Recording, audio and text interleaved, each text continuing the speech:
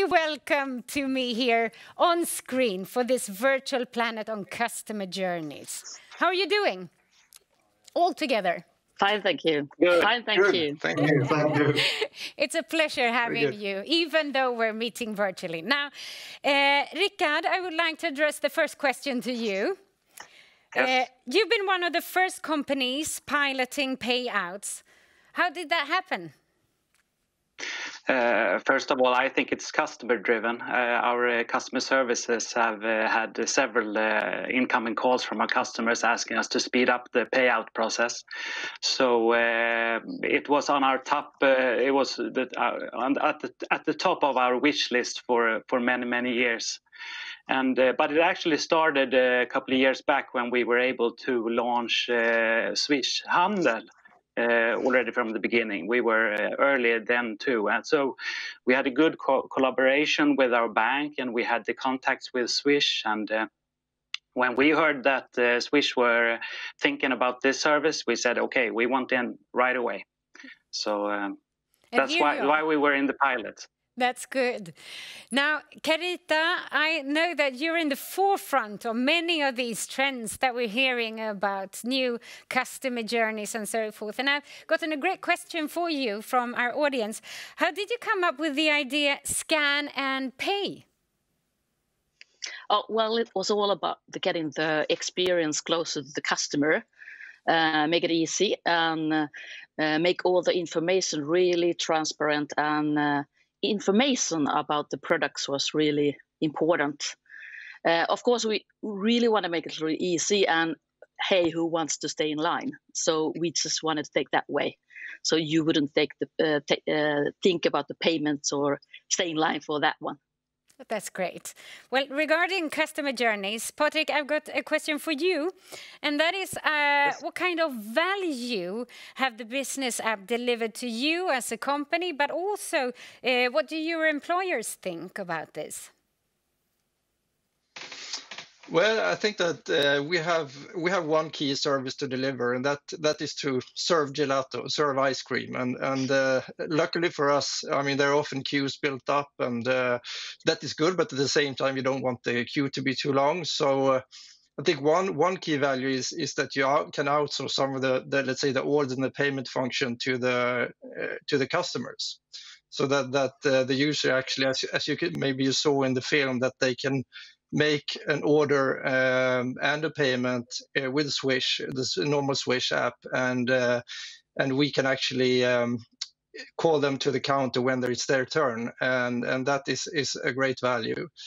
I think that is one part, and one other value that we have seen with the business app is that you can also move around. So the mobility of it, that you can have a person move around. We have a park where you have people sitting, and they can also be standing in the line, and we can actually work down the queue directly in the going out with the business app to the customers and initiate like a payment with them and help them. So I think that's some key values. And my employees, I think that they think the app is easy to use, so that is good. I think,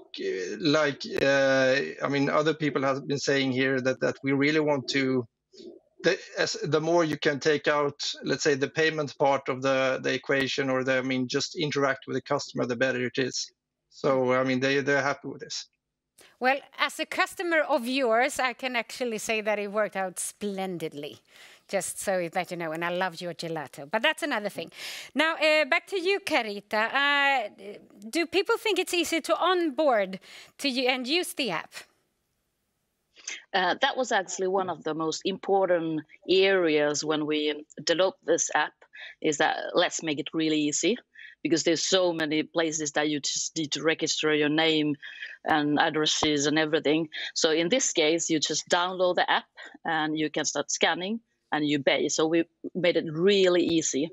And for the members, of course, because we have the good member prices and your personal offers, then you just identify yourself with the mobile bank ID, and then you're ready with your fantastic offers. So really easy. And the feedback from the customers is that, oh, it's really easy to start using it.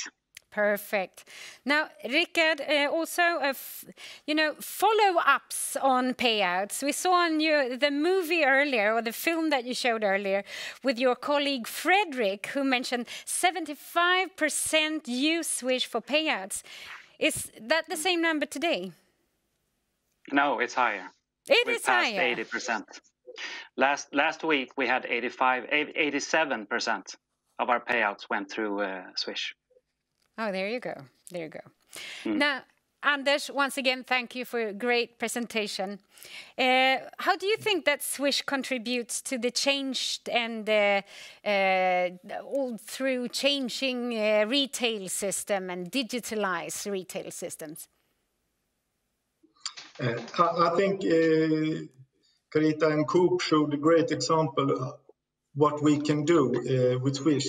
And that is that you actually don't need an extra registration when we see that the border between physical environment and e-commerce is erased. With Swish, you don't need to register to be able to pay.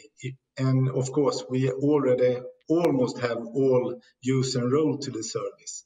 So I would say that is the best thing about it. It's easy to get starting. And also that one agreement can serve both the e-commerce area and the physical, and you can do refunds in both environments or both channels for the merchant. I see. Well, I would like to go back to, because I received a question about QR codes, and this is directed to you, Patrik. How do your customers experience the use of QR codes? Well, I think clients are getting quite used to it, so I think it's good. But I must say that I'm surprised that many still are new to QR codes. That there is, let's say, a natural learning journey, so to say. I mean, but a lot of us have started to use QR codes. And I think that there will be a shift, maybe pendulum shift next year with so many solutions now utilizing it. But for me, it was a little bit surprised that we still, not everyone is used to it. So there is a learning journey. So there's a learning process, but it always is in the beginning, isn't it? Yeah. Now, Carita, what does your user, when it comes to values, what do they value the most when it comes to payment, would you say? Yeah, I would divide, there's still the two different areas. You have the online payments and you have the payments in the store. So the experience is a little bit different. And I would still say that on the online side, of course, Swiss is so easy to use. So that's the winner in that area. In store still, as you go to the cashier, so cards are quite common still and will be if you go to a cashier, and they will use contactless. But what is happening, like the one that we are building, Coop Scan and Pay, so we are actually moving the e-commerce to the stores, and the experience is getting together with the online. And that means that the behavior changes. And like in Scan and Pay, 75% are using Swiss. And if I'm a card issuer, I would be a little bit worried. Well, I can imagine. And how about cash in that case? So back to you, Anders. We heard earlier that you've become Swish have become almost a substitute to cash. And as Carita says, also to cards then. How do you work with accessibility for everyone, to include everyone in society? Yeah, this is really important for us, and we all the time regularly work with tests that new functionality fits all. For example, we also have this people with visibility impaired.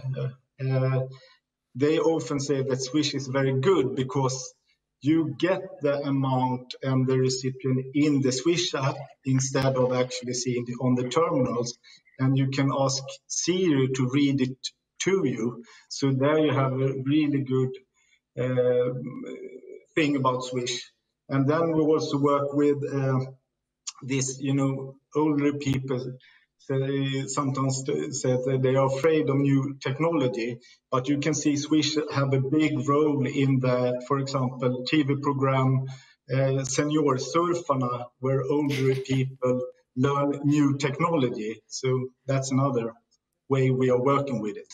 That's good. So it's more inclusive then, even though it's digital. I like that. I like to hear that. Rickard, how do you think the commercial business models and financial services will change in the future in your industry?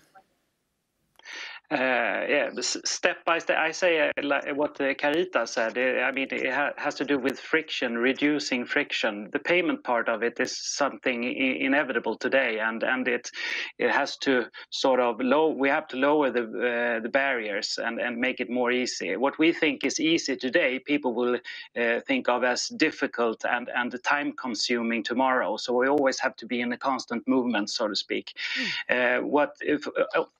From our perspective, I say that what we will see eventually is the account balance disappearing. We could probably go again directly towards the payment methods, but there are some things that need to happen before we can achieve that completely. I understand. Now, also, I would like to, when I've got you here, I would like to look a little bit into the future, further into the future. And Carita, you were talking about changing behaviors and customer behaviors and so forth. Well, do you think that you will, in what ways are you looking to change the customer journey in the future? In what other ways? We are working on the customer journey, regardless if you are at home, if you're in a store, or you're traveling, or making dinner. And we want to make the experience about the food. And for example, I think all of us, we do the week planning for what we need for food, what kind of dinner we're going to make. How about if that plan is proposed to you automatically and you just confirm it, and the next day you have the food on your doorstep? So it's all about making easy payments, something you won't even think about. Good. That's good. I like that.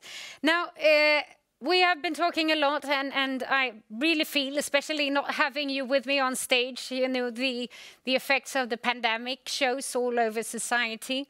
Now, Patrik, if I can ask you, have you noticed any differences in how people want to pay now? I was talking earlier about contact-free economy and so forth, but have you seen any differences now, how we as customers want to pay due to the COVID pandemic? Yeah, a big difference, very big difference. I mean, as you've said, many people don't want to touch the point of sale terminals. And for us, that was very noticeable this summer. And for instance, even when we have for security reasons to have like every 10th purchase that you do contactless with a card, you get prompted to insert the card and put in the PIN. And when that happened, for some reason that happened more often this summer for us in our point of sale environment. And when that happened, for the customers almost always asked, can they pay with Swish instead? Oh my. So it was like, so they really, I mean, our customers really didn't want to touch the point of sale terminal almost. So. And the reason is because they bought more gelato than ever than earlier years, obviously. Of course. Of course, I realize that. Now, Carita, I know that you also are releasing these days a new research and new study that you've been performing. And can you explain a little bit about that? And especially, I know that you've asked and looked at differences in how people want to pay due to the corona pandemic. The study that we have been doing, that's actually 8 years right now, and the study is all about to understand what customers want, how they want to react when it comes to the payments, what are the changes on the market. So it's all about understanding our customers better And in this case, it's quite interesting because this year, I think we all going to remember this as a special year in different ways. And the customers, they really are more open right now for mobile solution. Of course, contactless is something that is also really common because you just don't want to touch in the terminals or whatever it is. Like you just want to keep yourself safe. So the idea is that customers, they really start understanding and see the value from a totally different view that we expected. I can imagine. Now, are there any other insights that you would like to share with us from that research study? Since it's so new, it's brand new. So I would like to hear what you see. If you gather the most interesting insights from the study, what are they? Yeah, it's of course it's a lot about the trademarks, which payment methods or are common. Of course, Swiss. If you ask the Swedish people, so Swiss is really the most common, and people trust that. So that's up there a lot. It's not about the mobile payments. How common is it, and are people comfortable using it? And there's a quite difference if you go 5 years back and what's happening right now. We still have differences in the payments if you do online payments, or if you pay your rent, or if you pay in store. So there's differences, but you can really see that the e-commerce and the physical store payments is getting closer to each other, even in this area. Great. Now I have one final question that I would like to address to you, Anders, of course. We are about to look into the future, and it's almost the end of our time here together on stage, but it is your day. It's Swish Day today, and it's about the future and the coming year. So what more services then do you at Swish plan to develop, or do you see any other needs on the market that we need to satisfy when it comes to payment methods? Yes, of course. First, we need to stay relevant for the consumers because they are our bread and butter. Therefore, all of these are interesting of Swish because we have all of these private users. So we need to keep being relevant for them.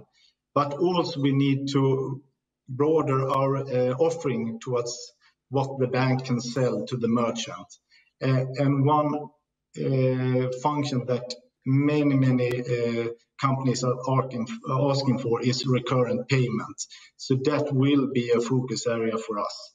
And I will also say it's very important to follow our users abroad, even though during COVID, maybe we don't travel that much, but in the future, and I think Anna-Lena mentioned that in the beginning of the day. It most definitely did, yes. Yeah, so both we for our users abroad, but also the opposite. If our Nordic neighbors come to Sweden, of course, Patrik in the Gelato should be able to charge mobile pay customer as well with the Swish agreement. Oh, that's fantastic. Good news. And I love hearing this. It's been such a pleasure. I promised to come this summit or earlier. I come during Christmas and eat more gelato, and I will shop in your shop and game in your games. Now, it's been such a pleasure having this virtual panel together with you, looking into the future of payment methods.